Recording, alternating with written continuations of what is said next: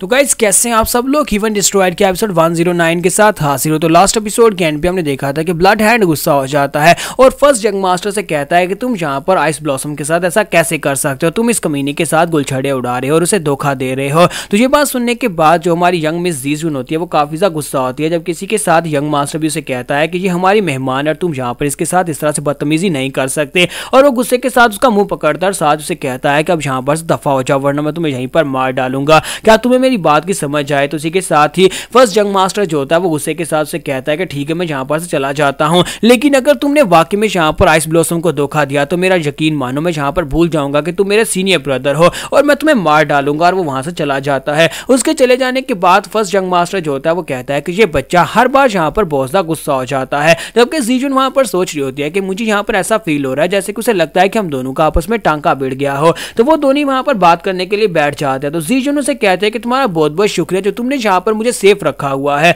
तो फर्स्ट जंग मास्टर उसे कहता है कि अगर तुम यहाँ पर से जाना चाहते हो तो तुम जा सकते हो, लेकिन फिलहाल के लिए नहीं। यहाँ पर मुझे साउथर्न ब्लेड एसोसिएशन वालों की स्पेशल टेक्निक का वो सीक्रेट मैनुअल दे दिया, उसके लिए तुम्हारा बहुत बहुत शुक्रिया और बदले मैं यहाँ पर तुम्हें सेफ्टी दे रहा हूँ। तो वो उसे कहती है क्या वाकई में तुम्हें लगता है कि ये मैनुअल की प्राइस है। तो साथ ही हमारी जीजुन उसे कहती है कि मैं तुमसे डायरेक्ट पूछना चाहती हूँ कि कब तक तुम यहाँ पर मुझे रखने वाले हो, क्योंकि मुझे यहाँ पर से जाना है। तो उसी के साथ ही फर्स्ट जंग मास्टर उसे कहता है अगर तुम्हें सच्ची बताऊं तो तुम यहाँ पर से वापस नहीं जा सकती। क्या तुम यहाँ पर कंफर्टेबल नहीं हो। तो वो उसे कहते हैं लेकिन मैं यहाँ पर कंफर्टेबल हूँ या नहीं हूँ इस बात से फर्क क्या पड़ता है, लेकिन मैं यहाँ की नहीं हूँ तो मुझे यहाँ से जाना होगा। और सबसे बड़ी वजह यह है कि कोई पीछे मेरा वेट कर रहा है, मेरा हस्बैंड मेरा वेट कर रहा है, इसलिए मुझे वापस जाना होगा। तो इसी के साथ ही फर्स्ट जंग मास्टर से कहता है क्या तुम यहाँ पर साउथर्न ब्लेड एसोसिएशन का जो नया यंग मास्टर बना है क्या तुम उसकी बात कर रहे हो जो तुम्हारा हस्बैंड है। तो वो कहते हैं कि हाँ मैं उसी की बात कर रही हूँ। तो वो उसे कहता है कि अगर मैं तुम्हें सच्ची बताऊं तो तुम्हें वापस जाने का कोई फायदा नहीं है। तो वो कहते हैं कि इस बात का क्या मतलब है। तो फर्स्ट जंग मास्टर से कहता है कि जब तुम मेरे साथ यहाँ पर आ गई तुम्हारे पीछे से ब्लड हीवन डीमन सेक्टर के लोगों ने उनके ऊपर जाकर अटैक किया, साउथर्न ब्लेड कोलिशन को पूरी तरह से बर्बाद कर दिया।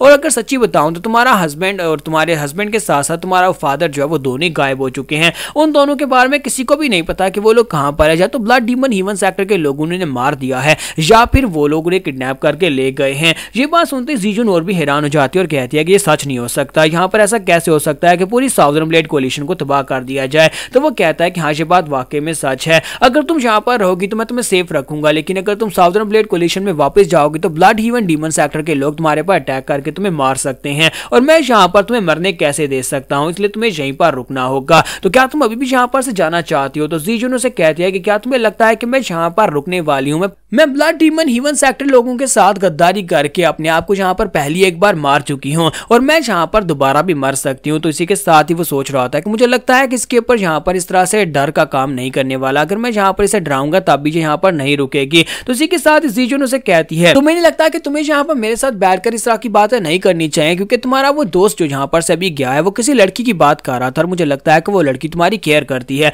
और अगर कोई तुम्हारी केयर करता है तो तुम्हें उसे ज्यादा वेट नहीं करवाना चाहिए बल्कि तुम्हें उससे मिलने के लिए जाना चाहिए। तो इसी के साथ ही मैं फर्स्ट जंग मास्टर से कहते तो फिर तुम्हें भी यहाँ पर सेम वैसे ही करना चाहिए, मुझे तुम्हारी परवाह है और मैं चाहता हूँ कि तुम यहाँ पर रुको। तो जीजुन उसे कहते हैं कि बस भी करो, क्या तुम्हें वाकई में लगता है कि तुम्हें मेरी परवाह है, कहीं ऐसा तो नहीं है कि तुम्हें मुझसे प्यार हो गया है। तो इसी के साथ ही फर्स्ट जंग मास्टर टेबल के ऊपर चढ़ जाता है, उसके करीब जाता है और उसे कहता है कि अगर मैं कहूँ कि हाँ मुझे तुमसे प्यार हो गया है तो फिर क्या। तो वो कहती है कहीं तुम यहाँ पर सीरियस तो नहीं हो। और इसी के साथ ही फर्स्ट जंग मास्टर जंप करते हुए नीचे उतर जाता है और उसे कहता है कि नहीं ऐसी बात नहीं है, मैं बस यहाँ पर तुम्हें तब तक रखना चाहता हूँ जब तक तुम्हारी सेफ्टी इंश्योर नहीं हो जाती, मैं बस तुम्हें सेफ रखना चाहता हूँ और उसके बाद मैं खुद यहाँ पर से तुम्हें भेज दूंगा जहाँ पर भी तुम जाना चाहोगी। फिर साथ ही उसे कहता है कि चलो चलकर किसी अच्छी जगह के ऊपर चल के खाते हैं। यहाँ पर से नेक्स्ट सीन जो होता है गांधी टेम्पल का दिखाया जाता है जहाँ पर बैगर सेक्टर का हेडक्वार्टर होता है। तो हमारा हीवन डिस्ट्रॉयर यानी यंग मास्टर जू जो होता है वहां पर पहुंचता है। तो मास्टर वानो, मास्टर हुईनो और साथ में बैगर किंग जो होते हैं वो वहां पर उसका वेट कर रहे होते हैं। सिर्फ 3 लोग उसके हेडक्वार्टर में मौजूद होते हैं। तो मायूस वहां पर आने के बाद अपने पास से वो पॉइजन का सैंपल निकालता है। मास्टर हुईनो से कहता है कि मास्टर मैं चाहता हूं कि इसके पॉइजन का एंटीडोट निकालो।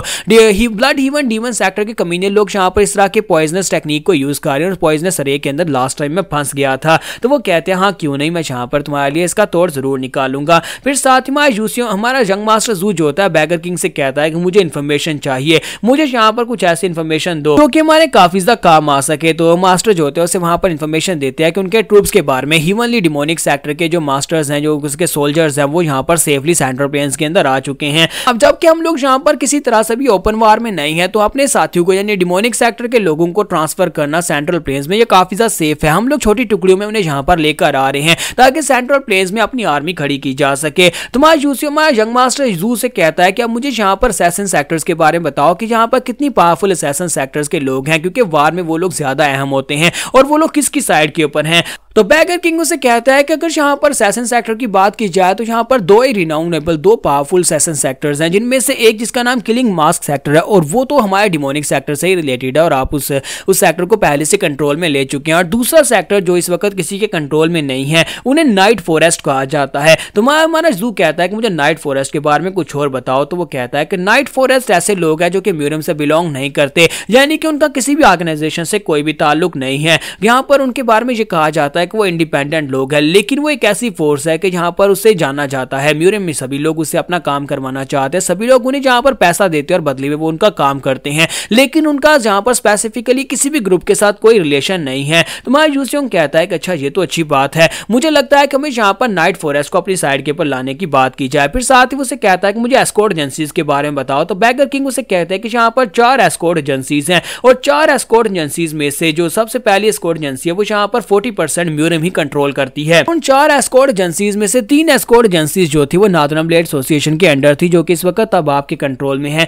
और इसके अलावा अगर यहाँ पर देखा जाए तो इसके अलावा एक और एस्कॉर्ट एजेंसी है जो कि एक बहुत ही पावरफुल ग्रुप बन चुका है, बहुत ही पावरफुल बिजनेस ग्रुप है, जिसे हम लोग यहाँ पर अब एक नया ग्रुप कहते हैं, जिसे ग्रेट मर्चेंट्स लीग कहा जाता है। तो हमारा जू कहता है कि ग्रेट मर्चेंट लीग के बारे में डिटेल में बताएं और ये लीग कब बनी और कैसे बनी। तो इसी के साथ ही बैगर किंग उसे कहते हैं कि जैसा कि आपको पता है कि फार्मर जो हमारे नॉर्दर्न ब्लेड एसोसिएशन के मास्टर थे डोगू हैंगटियान ने यहाँ पर बिजनेस के ऊपर कब्जा करना शुरू कर दिया था, यानी कि बिजनेस के अंदर अपना इन्फ्लुएंस बढ़ाना शुरू किया, जिसकी वजह से जितने मर्चेंट्स हैं उन सभी लोगों ने मिलकर एक ग्रुप बना लिया। उन्होंने यहाँ पर एक लीग बना ली थी ग्रेट मर्चेंट्स लीग के नाम से। सभी ग्रुप्स जो थे वहां पर इकट्ठे हो गए ताकि वो यहाँ पर डोगू हैंगटियान के खिलाफ खड़े हो सके। लेकिन जितनी इन्फॉर्मेशन हमारे पास है उस इन्फॉर्मेशन के मुताबिक हमें उसके रिकॉर्ड्स के बारे में कुछ भी पता नहीं चल रहा कि ये ग्रेट मर्चेंट लीग जो है इसके पीछे कौन है, किसने इस मर्चेंट लीग को बनाया था, इसका फाइनेंसर कौन है और इनका ओनर कौन है। क्योंकि जितना मर्जी यहाँ पर इस रिकॉर्ड्स को खंगाल लें, जितना मर्जी हम लोग हिस्ट्री में चले जाएं, लेकिन इस ग्रेट मर्चेंट लीग के बारे में कोई भी ऐसी इन्फॉर्मेशन नहीं मिल पा रही।